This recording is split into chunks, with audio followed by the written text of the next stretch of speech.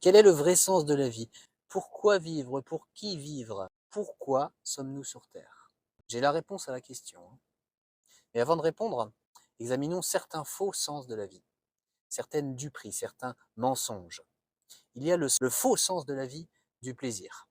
Celui-ci, il se concentre sur le côté charnel, sur ce qui est censé te faire du bien manger, jouir de la vie, hein, jouir de ce que te propose ce monde, jouir du plaisir en fait.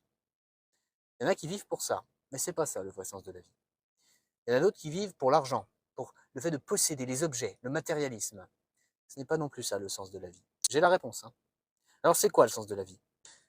Il y en a d'autres, c'est le travail. Ils vivent pour le travail, avoir une bonne carrière, avoir une bonne place dans la société, être épanoui professionnellement, devenir quelqu'un d'important, dominer son prochain. Ce n'est pas ça non plus le vrai sens de la vie. Alors qu'est-ce que c'est?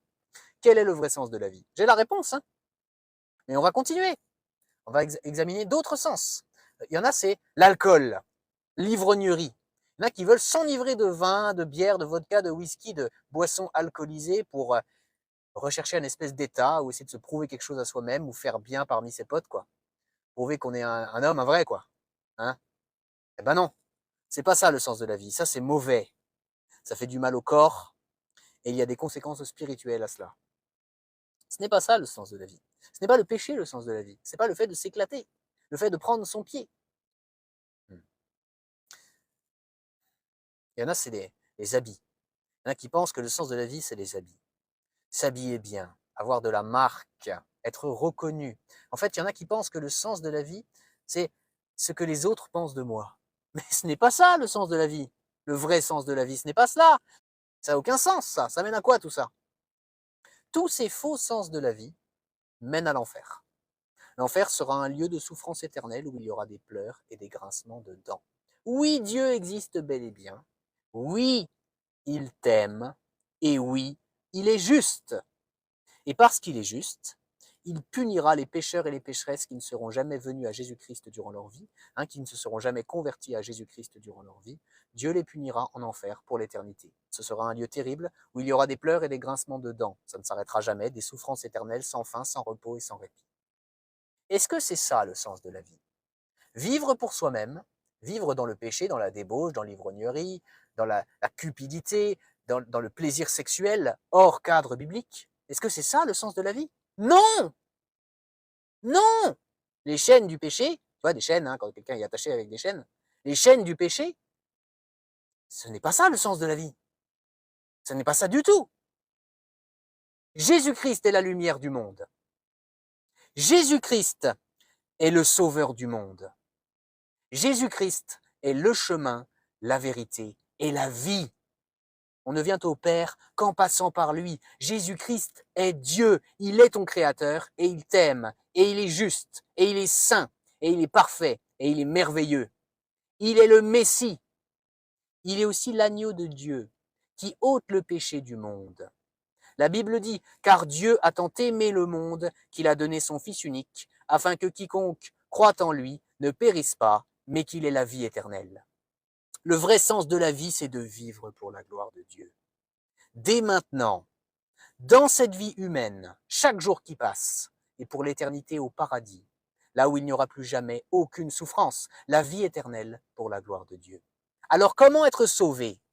Comment échapper à l'enfer pour la gloire de Dieu? Et comment être sûr d'aller au paradis pour vivre pour la gloire de Dieu pour toujours? Comment faire de cette vie humaine une vie qui glorifie Dieu?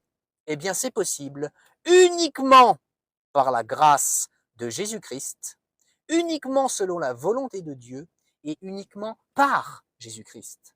Jésus-Christ est le chemin, la vérité et la vie. On ne vient au Père qu'en passant par lui. Dieu t'aime. Et parce qu'il t'aime, il s'est incarné.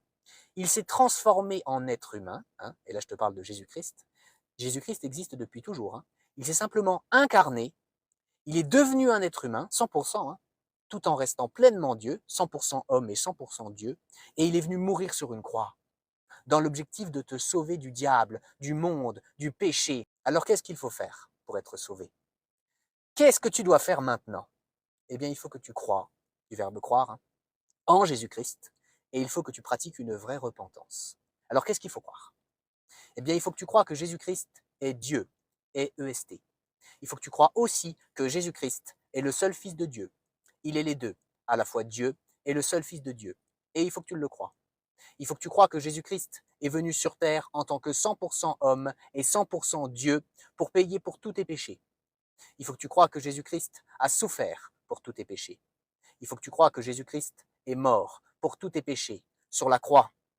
Il faut que tu crois que Jésus-Christ a été enseveli, c'est-à-dire qu'il a été mis au tombeau une fois qu'il était mort, évidemment. Il faut que tu crois que Jésus-Christ a payé toute la justice de Dieu pour tous tes péchés, à ta place. Il faut que tu crois que Jésus-Christ a payé ton enfer éternel à ta place. Et je ne dis pas que Jésus-Christ est allé souffrir en enfer. Ça, je n'ai pas trouvé d'endroit où c'est écrit dans la Bible. Mais ce que je te dis, c'est qu'il faut que tu crois que Jésus-Christ a payé ton enfer éternel à ta place. C'est-à-dire qu'il a réussi à payer ta punition illimitée, en un temps limité. Voilà ce qu'il faut que tu crois. Et il faut que tu crois que Dieu a ressuscité Jésus-Christ au troisième jour. Et que Jésus-Christ est vivant pour toujours. Que Jésus-Christ est victorieux sur la mort, sur le monde, sur le diable, sur le péché. Que c'est bien Dieu qui a ressuscité Jésus-Christ au troisième jour et que Jésus-Christ est vivant pour toujours. Voilà ce qu'il faut que tu crois. Et la deuxième chose qu'il faut que tu fasses, si tu as accepté de croire tout ce que je viens d'expliquer là, c'est de pratiquer une vraie repentance. C'est-à-dire qu'il faut que tu prennes un temps à part, il faut que tu prennes un temps et que tu parles à Dieu directement en le priant. Et il faut que tu lui dises combien tu regrettes de lui avoir fait du mal par tes péchés, par tes fautes. Il faut que tu t'engages devant Dieu à ne plus recommencer à pratiquer le péché sous n'importe laquelle de ses formes. Et il faut que tu cites tes fautes, tes péchés à Dieu, et il faut que tu lui demandes pardon.